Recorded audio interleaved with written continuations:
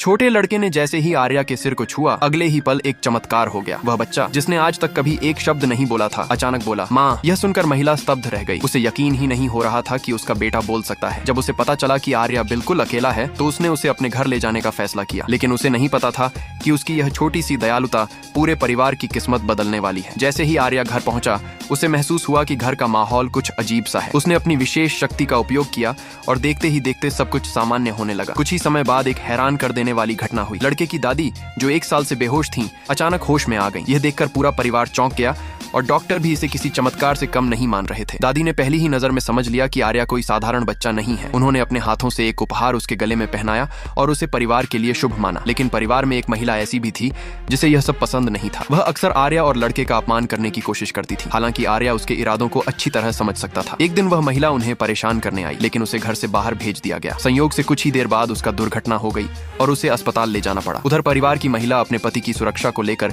बेहद चिंतित थी, क्योंकि वह युद्ध भूमि में सेना का नेतृत्व कर रहे थे। यह देखकर आर्या ने उनकी मदद करने का फैसला किया। अपनी विशेष शक्ति से उसने पता लगाया कि सेनापति कठिन परिस्थितियों में फंसे हुए हैं। तब उसने अपना सौभाग्य उनकी ओर भेज दिया। कुछ ही देर बाद एक अद्भुत घटना घटी। एक विशाल कांस्य पात्र के प्रकट होने से सैनिकों का मनोबल बढ़ गया और परिस्थितियां पूरी तरह बदलने लगी। जल्द ही खुशखबरी आई कि सेनापति ने दुश्मनों पर बड़ी जीत हासिल कर ली है और वे विजयी होकर घर लौट रहे हैं। पूरा परिवार खुशी से झूम उठा, लेकिन तभी एक व्यक्ति वहां आकर हंगामा करने लगा। स्थिति बिगड़ती देख आर्या ने तुरंत अपनी शक्ति का उपयोग किया। अगले ही पल सेनापति वहां पहुंच गए और स्थिति को पूरी तरह अपने नियंत्रण में ले लिया। यह देखकर सभी ने राहत की सांस ली और परिवार एक बार फिर खुशियों से भर गया।